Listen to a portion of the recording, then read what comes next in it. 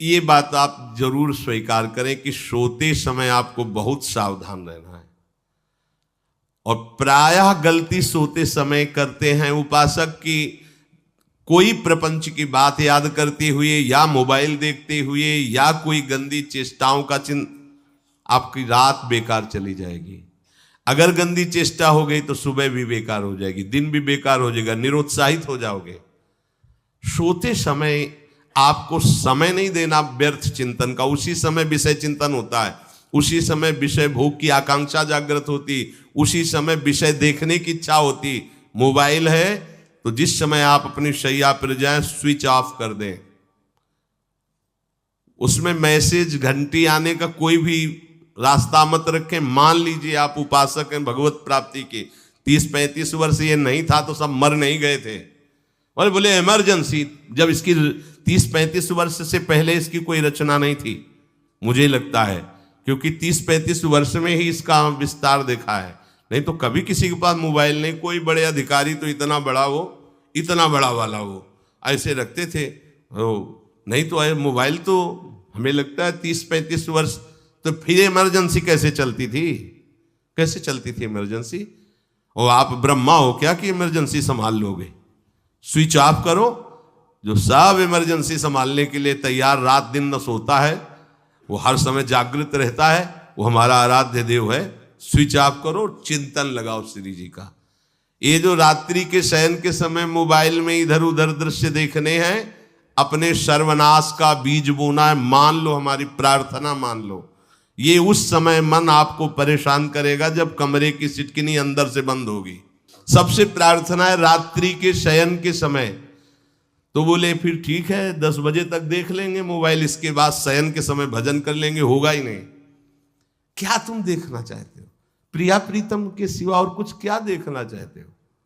वो तो सुभग सुंदरी सहज सिंगार, सहज शोभा सर्वांग प्रति सहज रूप वृषभानुनंदिनी। हमारी स्वामिनी जी की सुंदरता छुपाने के लिए आभूषण पहनाए जाते हैं, औरों को तो आभूषण सुंदरता बढ़ाने के लिए। यहां छवि के छिपाए को ऐसे के दास होके क्या देखोगे मोबाइल में? क्या देखना चाहते हो? वासना की क्रीड़ा, और तुम उस क्रीड़ा को देखना चाहते हो? परमार्थ के पथिक हो। देखना है तो प्रभु को देखने की वृत्ति रखो, अन्यथा मूंद लो आंखें। प्यारे, महान फल प्राप्त करोगे।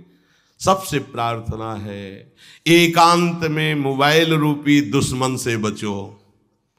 क्योंकि जब आप गंदी बात कहीं देखोगे तो आपके अंदर वैसे ही चिंतन बनेगा, वो ऐसे ही लगेगा मैं भी ऐसा करूं, मैं भी ऐसा भोगूं, मैं भी ऐसा देखूं। मान लीजिए आप, जब हमारे शास्त्र कहते हैं कि पशु पक्षियों के मैथुन को भी नहीं देखना है, अगर ऐसा एक बार दृष्टि पड़े तो मानसिक प्रणाम करके दोबारा दृष्टि न देना। और आप मोबाइल में ऐसी चेष्टाएं देखोगे, कैसे आप भगवत भजन करोगे? कैसे भगवत प्राप्ति का उद्देश्य रख पाओगे?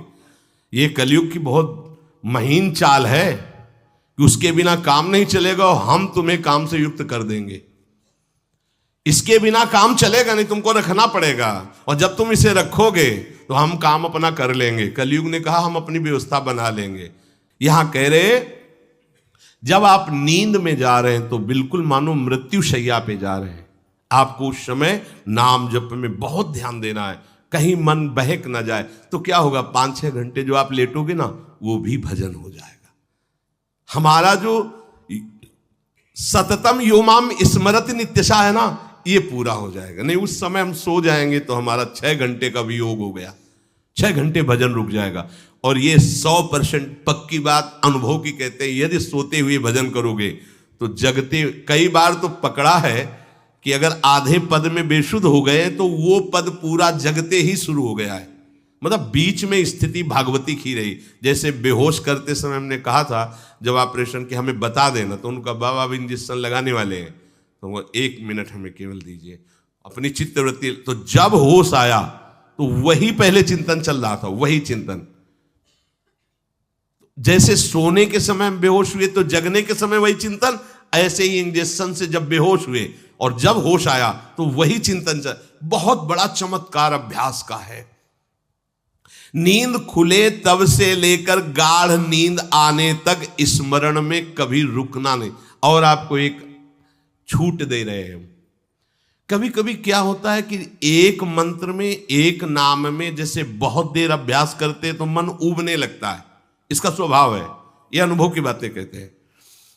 इसका स्वभाव है नवम नवम, नहीं तो ये मतलब, तो इसको हम लोगों ने कैसे फंसाया है। जैसे गुरु मंत्र जप रहे, अब 2-3 घंटे लगातार गुरु मंत्र जप, अब इसको उबन बढ़ी, अब ये छोड़ रहा है, बीच बीच में पता चलता है छोड़ना चाहता है, छोड़ रहा है, तुरंत इसको नाम में फंसाया। अब थोड़ी देर नाम में चला, फिर उब रहा है, बहुत विचित्र है ये। अब उसको फंसा दिया। उस पीछे की बात अभ्यास के समय, नमामि शमीशान निर्वाण रूपम विभुम व्यापकम ब्रह्मवेद स्वरूपम। चिंतन, पदगान कर रहे, ये भगवान शिव पदगान कर रहे हैं, और उसका चिंतन, निर्वाण रूपम विभुम व्यापकम ब्रह्मवेद स्वरूपम। अब अपने यहां अवसर है, सुंदर सुंदर कोई पद गुरु मंत्र जब करते हुए मन जब उमने लगे, राधा वल्लभ श्री हरिवंश, राधा वल्लभ श्री हरिवंश, राधा वल्लभ श्री हरिवंश, इसमें भी उमने लगे, शुरू कर, जोई जोई प्यारो करे सोई मोही भावे, भावे मोही जोई, इसमें भी उबले लगे। सुधा निधि का कोई एक लाइन ले लो, ब्रह्मेश्वरादि सुदुरूह पदारविंद श्रीमत् पराग परमाद्भुत वैभव, ब्रह्मेश्वरादि सुदुरूह छोड़ना नहीं है, तू भाग में नवम नवम दे रहा हूं, नवम नवम। इसको फंसाने के लिए आपके पास अस्त्र हो, जैसे यहां चाकू, यहां पिस्तौल, तलवार, ये वो सब बिल्कुल वीर सजा रहता है, ऐसे ही अपने लोग सजे रहते। छोटा राधा, अब एकदम चिपक गया है आके, तो कैसे मारे, तो छोटी चाकू है ना, वैसे राधा राधा राधा, थोड़ा दूरी राधा वल्लभ श्री हरिवंश, थोड़ा और दूरी गुरु मंत्र, बड़े बड़े अस्त्र अपने पास रख ले। बहुत भाग रहा है तो फंसा दिया, प्रथम यथावति प्रणव श्री, अब लग पूरा पदगा, पूरा पदगा उसमें लग, प्रथम यथामति प्रणव। भोजन पाते समय ऐसा अभ्यास किया है, 1 घंटा के पहले भोजन नहीं होता, चाहे 2 रोटी पाना हो, समय लगता है भोजन, आराम से एक एक नाम, एक एक, कुछ भी हल्ला मचाओ, कोई फर्क नहीं पड़ेगा, अपना चलेगा। अभ्यास स्नान के समय, भोजन के समय, किसी क्रिया के करते समय, किसी से बात करते समय, सोते समय, ये विशेष स्थान जहां में सावधान रहना है। यहां भजन छूटता है, ध्यान देना, यही भजन छूटता है। चलते समय, क्रियावान होते समय, प्रसाद पाते समय, या किसी से बतराते समय, ये सब भजन के छूटने के स्थान है, और यहीं पकड़ना है भजन को। जब आपको बिल्कुल न लगे तो मानसिक सब बंद कर दो और गुनगुनाने लगो, जो धुनी आपको अच्छी लगे उसी में नाम, कोई नाम लेके, संसार का चिंतन न होने पावे, चाहे जो कुछ तुम जहां तुम्हारा मन आवे, गंगावरी गोदावरी, कुछ भी, भागवतिक चिंतन के सिवा संसार के चिंतन न होने पाए। पहले ऐसे अनन्य बनो, फिर बाद में अनन्यता आती, रसना कटो जो अनरट। हाँ भी विषय चिंतन कर रहे हैं, प्रपंच कर रहे हैं, बोले रसना कटो जो अनरटो, और नहीं बोल सकते, प्रपंच बोलेंगे बस, रसना कटो, ये शब्द वहां नहीं आते। पहले हम आपको छूट देते, भक्त चरित्र, भगवान की चरित्र, नाम, कीर्तन, मंत्र, जो भी चाहो, संसार का चिंतन मत होने देना, पहले ये पकड़ो, फिर आगे चल करके जब पवित्र हृदय होगा तब ये निष्ठा आती, रसना कटो जो अन रटो, निरखियन फुटो नयन। मान लो संसार का चिंतन नहीं करने देना है इसको, आप जैसे बने वैसे करो भागवतिक चिंतन, कोई नाम ले लो, कोई मंत्र ले लो, तुम्हें जो प्रिय लगे, हम छूट देते हैं। ये नहीं करे कि रसना कटो जो अन रटो, ये बाद की बात है, हमें पहले इसका संसार चिंतन रोकना है। कैसे छूटेगा, कैसे छूटेगा, हमें यह पकड़ना है, नहीं तो निष्ठा की बात। जो हरि नाम जगत त्रिशिरोमणि वंश बिना कब हूं, हरिवंश बोलेंगे नहीं, हरि बोलना नहीं है, हरि बोलना नहीं, क्योंकि जो हरिनाम जगत त्रिशिरोमणि वंश बिना, और हरिवंश बोलना नहीं है क्योंकि प्रपंच में रति। तो क्या करो, जो तुम्हें प्रिय लगे पहले उसे पकड़ो, ये हम अंदर की बात करें, प्रवचन की बात नहीं कह रहे। मन को फंसाना है हमें। राम कृष्ण हरि जहां लगे इसको लगाओ, पहले इसको फंसाओ, संसार का चिंतन न होने दे। गीता भागवत भक्त चरित्र कुछ भी कहीं भी इसे फंसाओ, पहले संसार का चिंतन न होने दो, फिर लाओ इसको घुमा के निकुंज वाटिका में। फिर तो भागेगा ही नहीं, फिर नहीं भागेगा। अब सीधे निकुंज वाटिका में किसी महाभाग्यशाली गुरु आश्रित का लगेगा, अन्यथा बहुत प्रपंची मन है। आप आश्रय इधर का लोगे, प्रपंच का चिंतन करोगे, बात बनेगी नहीं। चिंतन छोड़ना है हमें, जैसे बने तैसे संसार का चिंतन छूट जाए तो हम विजय को प्राप्त होंगे। ध्यान दीजिए, इस परमात्म तत्व को वही प्राप्त कर पाता है जिसका राग बीत गया है, खत्म हो गया है, वैराग्यवान। ज्यादा परिश्रम नहीं है वैराग्य में, विवेक नहीं होने के कारण हम वैराग्य नहीं धारण कर पाते। हम बाहरी बातों को वैराग्य ले लेते हैं, ऐसा कपड़ा बदल लेना या कपड़ा ना पहनना या लौकी का कमंडल, मिट्टी का पात्र, तो हम अपने को वैरागी। बात यहां नहीं रुकेगी। वैराग्य का इतना ही मतलब नहीं, ये भी एक बाह्य अंग है वैराग्य का, पर वैराग्य का सच्चा स्वरूप है वीतरागा। कहीं कुछ भी अच्छा नहीं लग रहा, कोई भी सुख आकर्षित नहीं कर रहा, लोक लोकांतर की प्रतिष्ठा, मान, सुख, ऐश्वर्य, व्यक्ति, कुछ अच्छा नहीं। राग खत्म हो गया। ऐसा उस अक्षर ब्रह्म को, अविनाशी तत्व को जान पाता है। जगते भयो फिरे बैरागी। जैसी हरिवंश प्रपंच बंच सब ये काल ब्याल को खायो। हालत यह है कि जैसे सांप ने मेढक को पकड़ रखा और मेढक सामने पतिंगा को, कीड़े को पकड़ना चाहता है। उसे यह पता नहीं कि मैं खुद किसी का कवल बन चुका हूं, वो एक झटके में मुझे अपने पेट में ले जाएगा। ऐसे ही हम सब हैं, काल के द्वारा ग्रसित है। काल ने हमें पकड़ रखा है, पर हम भोग भोगना चाहते हैं। हम नाना प्रकार की मान प्रतिष्ठा पाना चाहिए, ये पता नहीं एक झटके में हमारा अस्तित्व ही खत्म हो जाएगा। जिनके अंतःकरण में किसी भी व्यक्ति, वस्तु, स्थान, पद, प्रतिष्ठा का राग ही नहीं रह गया है, उसे कहते हैं वैराग्यवान। वीतरागाः, राग ही नहीं है। जिनका अंतःकरण निष्पाप निर्मल हो चुका है, जिनके हृदय में केवल भगवत प्राप्ति की उत्कट लालसा जागृत हो गई है, ऐसा साधन संपन्न उपासक परमात्म तत्व में प्रवेश पाता है। अध्यात्म मार्ग की ऊंचाई पर वो स्थित हो जाता है। यदि छंतु ब्रह्मचर्यम चरंती, जिनकी इच्छा एकमात्र भगवत प्राप्ति की है, यदि छंतो, तो उनको क्या करना होगा? ब्रह्मचर्यम चरंती, ब्रह्मचर्य का पालन करना होगा।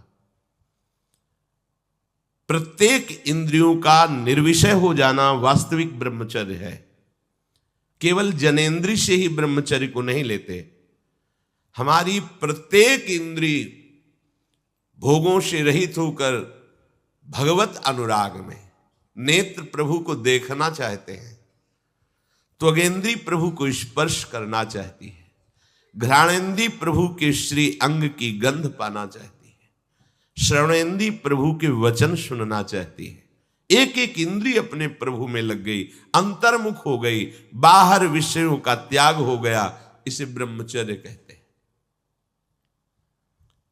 पर प्रारंभिक ब्रह्मचर्य में जनेंद्रिय का ब्रह्मचर्य अत्यंत आवश्यक है। यदि जनेंद्रिय जन्य व्यभिचार दोष से युक्त है तो कदापि उसे भगवत प्राप्ति नहीं हो सकती। शुभ गति व्यभिचारी शुभ गति चाहे, असंभव। और भगवत मार्ग में सबसे बड़ा दुश्मन यही व्यभिचार दोष है, काम। इसी से हमारा हृदय मलिन होता रहता है, अंधा बटे और पड़ा चबाए वाली दशा रहती है। हमें 50 वर्ष हो गए। अरे 50 जन्म हो जाए, तुम व्यभिचार करो, गंदी बातें करो, गंदे चिंतन करो, सो समय व्यतीत कर, अनंत जन्म व्यतीत हो गए, भगवत प्राप्ति हुई क्या? 50 वर्ष से भगवत प्राप्ति हो जाएगी क्या? 5 मिनट काफी है भगवत प्राप्ति में, एक बार नाम काफी है। वो स्थिति तो लाओ। बार बार बहिर्मुख वृत्तियों के द्वारा विषयों में सुख बुद्धि कर लेने से हमारा सारा का सारा अध्यात्म चिंतन बदलता रहता है, इसलिए लाभ नहीं मिल पाता, एक रस चिंतन नहीं रह पाता। बार बार विक्षेपी विषय करते रहते हो, हम सहते रहते हैं और भोगते रहते हैं। एक बार तो हिम्मत करके उठो, अब लो नशानी अब ना नशई हो, एक बार तो दृढ़ बनो। बस मन के अनुकूल चलने की बात को तुम्हें रोकना होगा, तभी तुम्हारे अंदर यदि क्षंतो, ऐसी इच्छा जागृत होगी। पक्का पक्का ऐसा ही है, जब हम किसी विषय के वेग को सहते हैं, विषय नहीं भोगते हैं, तो मन बहुत जलाता है। उस जलन में फिर एक ही बात होती है, बस भगवत प्राप्ति हो जाए, झंझट खत्म हो जाए। कब तक हम इसमें चलेंगे? एक बार भगवत, वो जलन हमको भगवत प्राप्ति की इच्छा प्रकट करती है। अपने लोग क्या करते हैं, जलन को मिटाने की कोशिश करने लगते हैं, तो भगवत प्राप्ति की इच्छा क्या, भोग प्राप्ति की तृष्णा जागृत हो जाती है। भोगे हुए भोगों को बार बार भोगने की इच्छा का नाम तृष्णा है। बाहर और भीतर से कोई सहयोगी नहीं, जल रहा है उपासक, तब रास्ता निकलता है भगवत प्राप्ति का, तब इच्छा प्रकट होती। अब नहीं, बहुत जल लिया, अब तो केवल प्रियाजू के समीप जाना है, अब तो प्रभु के सानिध्य में रहना है, नहीं इन भोगों की जलन में जलना है। पर यहां तक पहुंचने के लिए जलना होगा, तभी लिखा सहित सहित बाढ़ है भगति तास्तिति क्षस्व भारत, क्योंकि आगमा पाइनो अनित्यास, ये नाशवान काम क्रोध आदि तुम्हें प्रेरित करेंगे, तुम इनके वेगों को सह जाओ। ये स्थायी नहीं है, आगमा पाइनो है, आने जाने वाले हैं, और ये सहन करने से नष्ट होते हैं, भोगने से बढ़ते हैं। यदि क्षंतो, अगर भगवत प्राप्ति की इच्छा है तो ब्रह्मचर्यम चरंती, ब्रह्मचर्य का पालन करना ही होगा, इसमें कोई गुंजाइश नहीं, क्योंकि आप चल ही नहीं सकते। ध्यान से सुन लो, ये मनोरंजन का मार्ग नहीं है, इसमें मन ही मार तनहारिक वृंदावन में गाज, इसमें मन मारना होगा। प्रायः ये मन को दुलार करने वाले लोग कभी भाग्य से सत्संग में भी आ जाते हैं, कभी श्री विग्रह के दर्शन करने भी मंदिर पहुंच जाते हैं, कभी तीर्थ याटन भी करते हैं, पर इनका कोई लक्ष्य नहीं होता। आज सुन लिया सत्संग, बढ़िया है, लक्ष्य नहीं होता। यहां लक्ष्य वालों की बात हो रही। यदि क्षंतो, यदि तुम्हारी ऐसी इच्छा जागृत हो रही किसी जन्म में भगवत प्राप्ति करनी, तो ब्रह्मचर्यम चरंती, आप सच्ची मानिए, जिसके निकालने में तुमको सुख की अनुभूति हो रही, उसको रोकने में कितनी सुख की अनुभूति होगी। उन्मत्त हो जाओगे, बहुत जल्दी आपके सारे के सारे करण भगवदाकार होने लगेंगे यदि आप ब्रह्मचर्य का पालन करेंगे। शरीर स्वस्थ, हल्का, मन प्रसन्न, नींद आदि पर विजय, कितने गुण ही गुण। और ब्रह्मचर्यहीन आलस्य, प्रमाद, भोगों का चिंतन, मन का डिप्रेशन में पहुंचना, कमर में दर्द, टांगों में दर्द, सर में दर्द, घबराहट होना, बिना किसी कारण के मन भयभीत हो रहा है, भोजन अपच हो रहा है, बिना किसी प्रक्रिया के वीरनाश हो रहा है, बिना किसी प्रक्रिया के। काहे को मृत्यु स्वयं स्वीकार कर रहे हो, ये मृत्यु है। चाहे भगवान दत्तात्रेय जी बोल रहे हैं या भगवान कपिल देव जी बोल रहे हो, जब उपासक को संबोधन करते हैं भगवत प्राप्ति के लिए, तो कहते हैं कि इस भोग वृत्ति को साक्षात मृत्यु रूप देखो, ये मृत्यु है तुम्हारी। जब शरीर राग त्यागना है तो तुम शरीर से भोग भोगोगे तो आसक्ति शरीर की पुष्ट होगी, आसक्ति भोग सुख की पुष्ट होगी, है नहीं। कितने दिन शरीर रहेगा, कितने दिन भोग रहेंगे। विचारवान बनो, ब्रह्मचर्यम चरंती, ब्रह्मचर्य का पालन करो। उपासक जो ब्रह्मचारी होता है उसका खिला हुआ चेहरा रहता है, जैसे कमल खिला हुआ, बिना किसी कारण के उसकी मुख मुद्रा में प्रसन्नता होती है। जो ब्रह्मचर्यहीन होता है बुझा हुआ चेहरा होता है, तेजहीन, बिना किसी कारण के वो शोकग्रस्त लगता है। बैठा है, आपको लग रहा है शांत है, लेकिन आप चेहरे को देखो, वो एक शोकग्रस्त है, कुम्हलाया हुआ चेहरा, अशांत चेहरा। मुख प्रसन्न, तन तेज विराजा, यह है ब्रह्मचर्यम चरंती, भगवत आराधन संपन्न उपासक का। जैसे आग में पैर रखते हुए कोई चले तो कैसे चलेगा, ऐसे ही ब्रह्मचारी की पहचान है। इतनी स्फूर्ति उसके अंदर होती, जैसे आग में चलने वाला पूरा पैर नहीं रख पाएगा, अगला कदम रख देगा क्योंकि ताप लग रहा है, ऐसे उसकी स्फूर्ति होती पैरों में। उसकी आंखें एकाग्र रहती है, चंचलता इधर उधर या बार बार झपकना यह विषयी पुरुष का लक्षण है। बार बार पलक झपकना यह विषयी पुरुष का लक्षण है। इधर उधर ताक झांक, चंचलता, ऐसा बैठे तिनका तोड़ रहा है, पैर हिला, ये सब विषयी पुरुष के लक्षण है। ये तो बिल्कुल साधारण स्पष्ट दिखाई देता है आदमी विषयी है या ब्रह्मचारी, एक सेकंड में लक्षण होते हैं। आपको जब भगवत मार्ग का अवसर मिला है तो गृहस्थ हो, संतान हो गई, ब्रह्मचर्य से रहो। नहीं चाहिए संतान तो भ्रूण हत्या, गर्भ हत्या जैसे महापाप करने की क्या जरूरत है। उसी वीर से संतान उत्पन्न होती है जिसको आप नष्ट कर रहे हो, जिसको आप ऐसे पानी में बहा रहे हो, व्यर्थ फेंक रहे हो, तो उसको भ्रूण हत्या का पाप लग रहा है, तो तुमको पुण्य लग रहा है, वीरपात कर रहे हो तुम्हें भी वही हत्या लग रही है, क्योंकि उसमें वही जीवात्मा है जो मां के गर्भ में जाके बालक रूप धारण कर लेती है, उसको तुम नष्ट कर रहे हो। पर बुद्धि भ्रष्ट हो गई है, समझ में नहीं आता, व्यर्थ में वीरपात करते हो, व्यर्थ में। तुम्हारा भजन बनेगा, तुम अध्यात्म के योगी बनोगे, मजाक है अध्यात्म का मार्ग। होश में हो जाओ, ये मन के दुलार को बंद करो। जब तक इच्छा ही नहीं भगवत प्राप्ति की तो फिर तुम कैसे भगवत प्राप्ति कर पाओगे।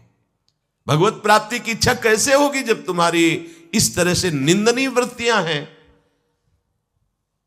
इंद्रियों को दुलार कर रहे हो, मन को दुलार कर रहे हो, भगवत प्राप्ति चाहते हो, आचरण नीच और चाहते हो उच्च पदवी। सावधान हो जाओ।